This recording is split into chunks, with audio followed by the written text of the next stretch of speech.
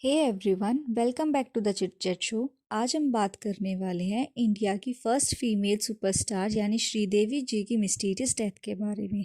अभी जब उनकी डेथ हुई थी ना फेब्रवरी 2018 में, तो उस टाइम पर वो एक हाई प्रोफाइल वेडिंग को अटेंड करने गई हुई थी दुबई में। मोहित मारवा की ये शादी थी।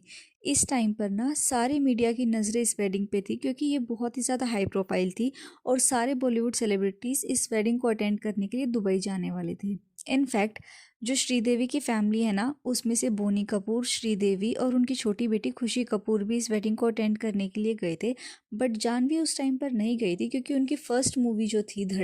इनकी शादी के बाद क्या होता है ना कि श्रीदेवी जी तो वहीं पर रुक जाती है क्योंकि उन्हें अपनी शॉपिंग करनी थी। बट जो बोनी कपूर है और खुशी कपूर है वो दोनों इंडिया वापस आ जाते हैं शादी के सेम नाइट पे। श्रीदेवी जी वहीं के एक होटल में रुकती है, रूम नंबर 2201 में। इसके बाद क्या होता है ना कि अपने हस्बैंड बोनी कपूर को फ़ोन करती है कि वो उन्हें मिस कर रही है। तो जो बोनी कपूर है वो ये प्लान बनाते हैं कि मैं एक सरप्राइज़ प्लान करता हूँ श्रीदेवी के लिए और मैं दुबई जाकर उन्हें एक सरप्राइज़ दूंगा। इसके बाद क्या होता है ना, उनकी फैमिली में किसी को इस चीज़ के बारे में नहीं पता होता है कि वो ऐसे सरप्राइज़ प्लान कर रहे हैं। बोनी कपूर अचानक से ही दुबई पहुंचते हैं और श्रीदेवी को वहां पर मिलते हैं। इसके बाद वो दोनों प्लान बनाते हैं कि हम लोग डिनर करेंगे। तो जो श्रीदेवी जी है वो कहती है मैं फ्रेशन अप होके आती हूँ वो नहाने के लिए। और जो बोनी कपूर वो वेट करते हैं उनका टीवी एरिया के पास। अभी काफ़ी टाइम हो चुका होता है जब तक श्रीदेवी जी नहाने के लिए बोल के गई थी और वो बाहर ही नहीं आती है। इसके बाद जो स्टोरी है वो दो हैं।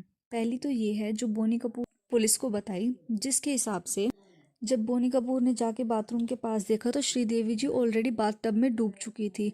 इसके बाद उन्होंने अपने फ्रेंड को कॉल करा और बुलाया और हॉस्पिटल में लेकर चले गए। बट जो दूसरी स्टोरी है वो है उनके स्टाफ की होटल की, जिसने बताया कि जब वो आए श्रीदेवी जी के रूम में तो सारे फ्लोर पर पानी गिरा हुआ था। इसके बाद अल रशीद हॉस्पिटल में उनको ले, दोनों ही स्टोरीज एक दूसरे से कम्प्लीटली ऑपोजिट थी क्योंकि उन्होंने बताया था कि सारी चीज़ें सेम थी और वो सिर्फ बाथटब में बेहोश पड़ी थी, जबकि स्टाफ बता रहा था कि सारी जगह पर पानी गिरा हुआ था। और जो श्रीदेवी जी है उनको देखकर ऐसा लग रहा था कि जैसे वो छटपटाई हूँ काफ़ी देर तक। इसके बाद क्या होता है ना कि जो रिपोर्ट्स आती हैं डॉक्टर के थ्रू, उनमें दिखा होता है कि जो श्रीदेवी थी वो ड्रंक थी।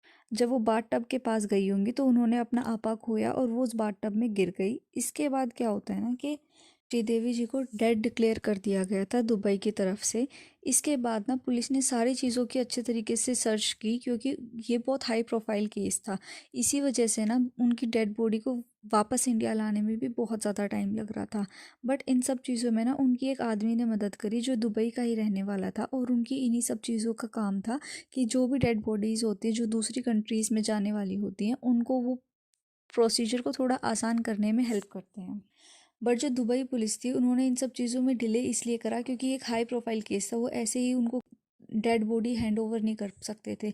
उन्होंने सारी चीज़ों के बारे में सर्च करा और ये क्लियर आउट करा कि ये एक नेचुरल डेथ थी। उनका पैर फिसला और वो पानी में दम घुटने की वजह से उनकी डेथ हो गई थी। किसी ने उनका मर्डर नहीं करा है। बट आज भी इतने टाइम बाद ना सारे जो ब्लेम्स है वो बोनी कपूर पर है कि उन्होंने अपनी वाइफ को मारा है या फिर उन्होंने जानकर उसे धक्का दिया था। ऐसी चीज़ों के बारे में बार बार ना न्यूज़ सामने आती रहती है। So yeah that's it for this video. Please like, comment, share and subscribe to my channel. Thank you.